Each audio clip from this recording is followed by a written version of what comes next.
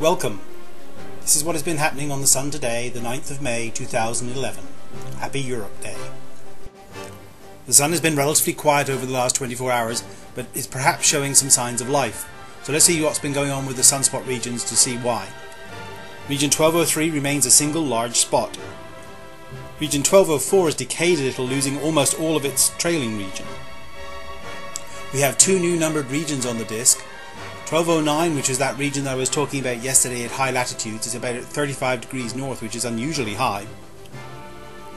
And region 1208, which is the region that came over the East Limb yesterday. We have two new regions that have not been numbered yet. One is just south of region 1209 and looks quite promising. And then there's a small region that I mentioned yesterday in the south that still has not yet been numbered. So let's take a quick look at the white light and magnetic movies to see how these regions developed. You can clearly see how the regions emerged and how region 1208 is developing as it rotates onto the disk.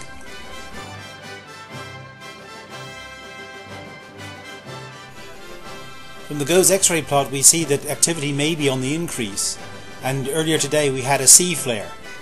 This increase in activity is probably due to the new region coming over the East Limb, as we'll see in the X-ray movie. So we will expect to see some more sunspots coming over the East Limb tomorrow.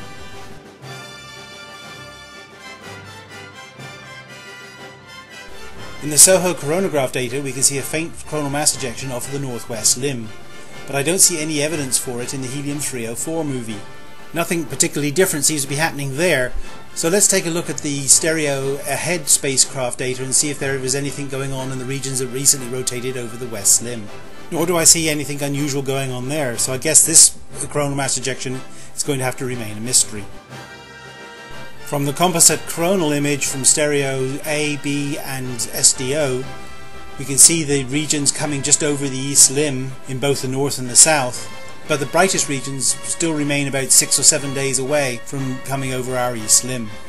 The auroral zone on Earth remains very quiet, and the KP index is varying between 0 and 1. So in summary then, the sunspot number has increased to 61 with the addition of all these new regions.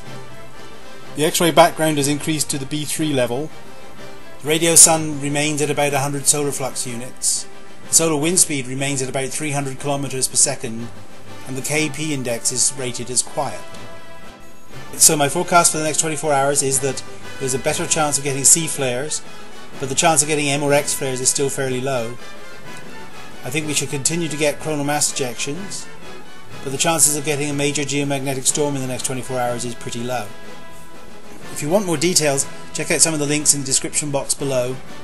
Also there are the links to the previous editions of The Sun Today and also some of my other videos which might be of interest to you.